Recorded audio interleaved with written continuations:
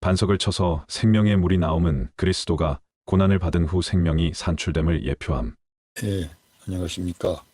하나님께서 여러분 한 사람 한 사람을 사랑하시고 있습니다. 예, 출애굽기 17장의 말씀, 르비딤의 장막을 쳤는데 물이 없어서 백성들이 또다시 모세를 향하여 원망을 합니다. 예, 출애굽기 17장 읽어보겠습니다. 1절부터 이스라엘 자손의 온 회중이 여호와의 명령대로 신 광야에서 떠나 그 노정대로 행하여 르비딤의 장막을 쳤으나 백성이 마실 물이 없는지라. 백성이 모세와 다투어 이르되 우리에게 물을 주어 마시게 하라. 모세가 그들에게 이르되 너희가 어찌하여 나와 다투느냐? 너희가 어찌하여 여호와를 시험하느냐? 거기서 백성이 목이 말라 물을 찾으매 그들이 모세에게 대하여 원망하여 이르되 당신이 어찌하여 우리를 애굽에서 인도해 내어서 우리와 우리 자녀와 우리 가축이 목말라 죽게 하느냐? 모세가 여호와께 부르짖어 이르되 내가 이 백성에게 어떻게 하리이까? 그들이 조금 있으면 내게 돌을 던지겠나이다. 여호와께서 모세에게 이르시되 백성 앞을 지나서 이스라엘 장로들을 데리고 나일강을 치던 네 지팡이를 손에 잡고 가라. 내가 호렙산에 있는 그 반석 위 거기서 네 앞에 서리니 너는 그 반석을 치라. 그것에서 물이 나오리니 백성이 마시리라.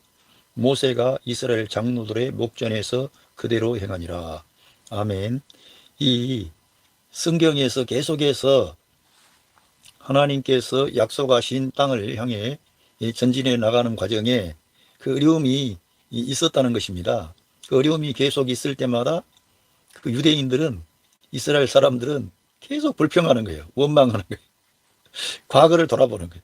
앞으로 나아갈 길, 하나님이 어떠한 방법으로 하실지는 모르지만 성경에는 하나님을 의지하고 하나님을 기대하면 하나님이 그 사람을 그런 평탄한 길로 인도하십니다. 물론 성경에 많은 그 사람들이 환난과 고난을 겪었습니다. 그런데 그들은 결국 하나님의 평강과 은혜를 경험한 그러한 이유는 믿음으로 반응했기 때문에, 현실에 반응한 게 아니라 말씀에 반응하고 하나님을 믿고 의지했기 때문에 하나님께서 그들에게 은혜를 주신 겁니다. 그런데 이스라엘 민족은 현실 앞에만 서면 약해지는 거예요. 그거는 이스라엘 민족의 이야기가 아니라 우리의 이야기라는 것입니다. 우리가 현실 앞에만 서면 약해지는 거예요. 어떤 현실? 결핍, 어려움. 이 이스라엘 민족이 당하고 있는 이러한 어려움들은 그냥 조금 내가 어렵고 힘들고 벅찬 그런 게 아니라 자기들의 생존과 직결된 중요한 것이었습니다. 그래서 우리가 그들보다 더 나을 것이 없다는 것입니다. 우리들은 이러한 극단적인 생존의 문제가 아닌 크고 작은 일이 있을 터인데 그것 때문에 낙심하고 좌절하고 신앙을 저쪽에 두고 하나님 믿어도 별로 나한테 효과가 없는 것 같아. 저 사람은 잘 모르겠어. 근데 나에게는 와닿지가 않네. 내 문제는 해결이 안 되네. 그러면서 주님과의 관계를 어려움을 통해서 발전시키는 게 아니라 더 주님과 거리를 두고 주님을 떠나서 말로는 믿는다고 하면서 현실 앞에만 서면 주님과는 관계없는 사람처럼 생각하고 말하는 게 오늘날 우리 그리스도인들의 현실이라는 겁니다. 이런 걸 우리가 돌파하고 우리도 변화를 받아야 돼요. 이스라엘 민족이 많은 기사와 이적과 능력을 경험하고 여기까지 왔습니다. 하나님께서 모세를 통해 인도하신다 그러니 그들은 이쪽으로 갔다 저쪽으로 갔다가 장막을 치고 이렇게 하다 보는데 물이 없는 거예요. 왜 물이 없는 곳으로 인도했는지 저도 모르겠어요. 근데 하나님께서는 만나를 주시는 것도 광야였기 때문에 하늘에서 만나가 내려왔고 광야였기 때문에 이 하나님이 원하는 방법에 따라 이 반석을 통해서 물이 나오는 그런 기적을 경험하는 것이죠. 광야가 아니었다면 우리가 스스로 경작하면 되는 것이고, 그래서 애굽에서 살았던 그런 거를 그리워하는 것입니다. 우리는 이거를 알아야 됩니다. 우리 모든 믿는 성도들은 그리스도를 통해 죄 사함 받고 구원받아 마귀의 권세로부터, 곧 애굽왕 바로의 권세로부터 해방이 됐습니다. 그리고 죽음의 바다를 통과하면서 죽음과 삶의 문제를 해결받았습니다. 왜? 죽음의 바다를 통과해서 생명의 땅으로 나왔거든요. 그리고 정말 하나님의 능력과 권능을 경험하고 이렇게 나왔습니다만, 그 문제 앞에, 현실 앞에만 서면 우리 믿는 그리스도인들도 하나님이 우리에게 뭘 주시려고 하는지에 대한 눈이 떠지질 아니하면 현실 앞에만 서면 약해진다는 거예요. 감사해요, 우리에게 필요한 것들을 주시면. 그러나 그러한 것들이 없어져 버리면 어느새 하나님도 모르고 주의 종도 모세도 모르고 바꿔버리는 거예요. 그리고 불평하고 원망하고, 그것은 하나님을 믿지 않고 있다는 것입니다. 하나님을 믿지 않고 하나님을 자기의 베이스로 자기가 원하는 것을 충족시켜 주는 그러한 존재로 오해하는 거예요. 우리 한국교회 안의 문제는 뭐냐? 하나님을 내 어떠한 문제나 내 삶에 필요한 것을 공급해 주는 그런 분으로 오해를 하는 것이에요. 저는 그리스도께서 우리의 보호자, 공급자, 인도자라는 말을 자주 하는데요. 그분이 우리를 공급하니까 우리가 땅에서 살아가면서 필요한 모든 것을 공급해 주고 잘 살아라, 그리고 그렇게 하는 분이 아니고요. 생명의 양식을 공급하고 믿음을 공급하고 은혜를 공급하고 생명의 양식을 공급해서 이 세상을 살아가는 동안에 세상의 빛과 소금이 되게 하고 믿음의 사람이 되게 하고 말씀의 사람이 되게 하고 예수님을 닮은 사람이 되게 하시려는 뜻과 계획 가운데 이러한 모든 일이 진행되어 나간다는 것을 봐야 됩니다. 하나님은 시간과 공간 안에 계시지 않고 시간과 공간 위에 계시고 영원부터 영원까지 하나님은 찬양을 받으실 전능하신 분이세요.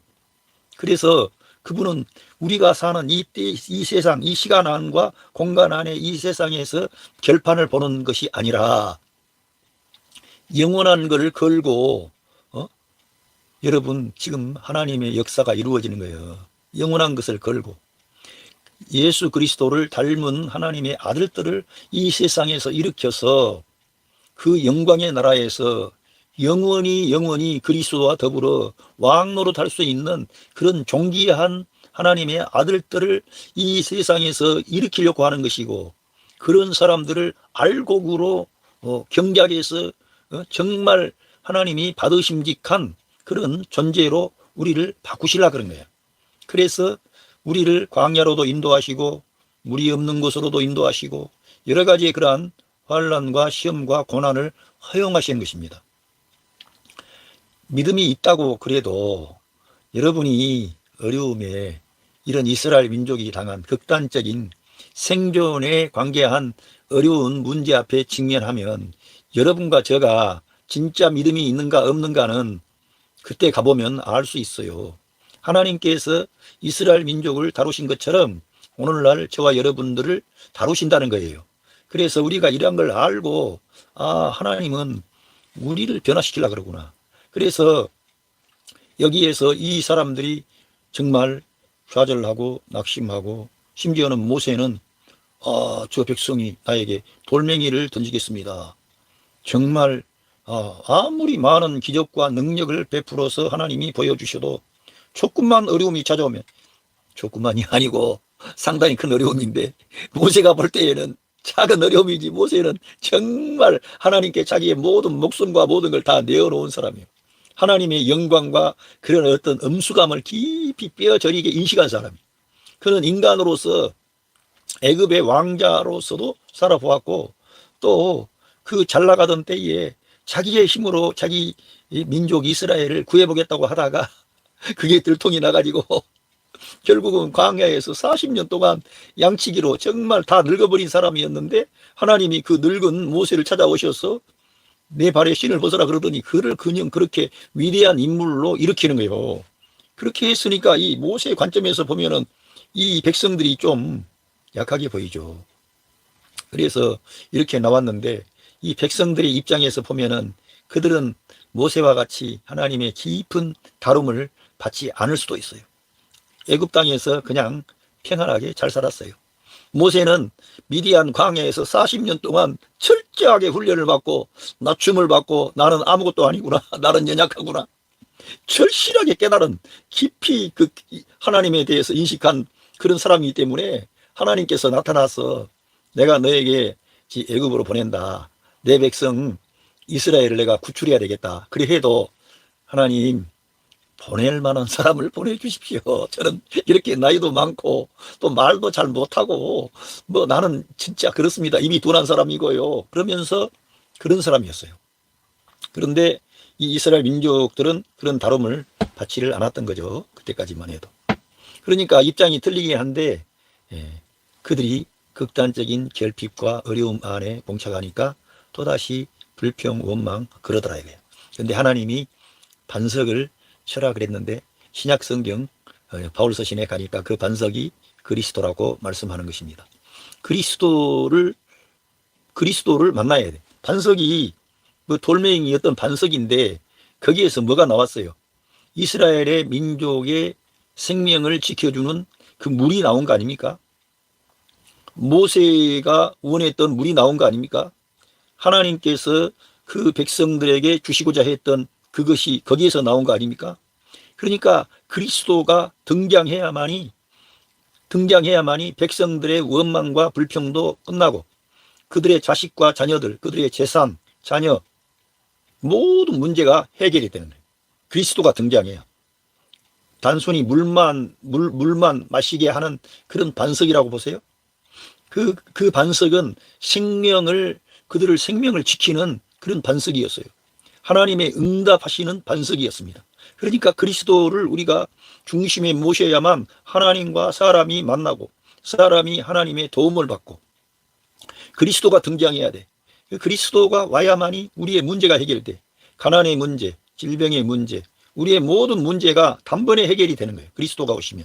여러분 예수님 믿어서 뭐 된 게 없느냐 그렇게 말하지 마세요.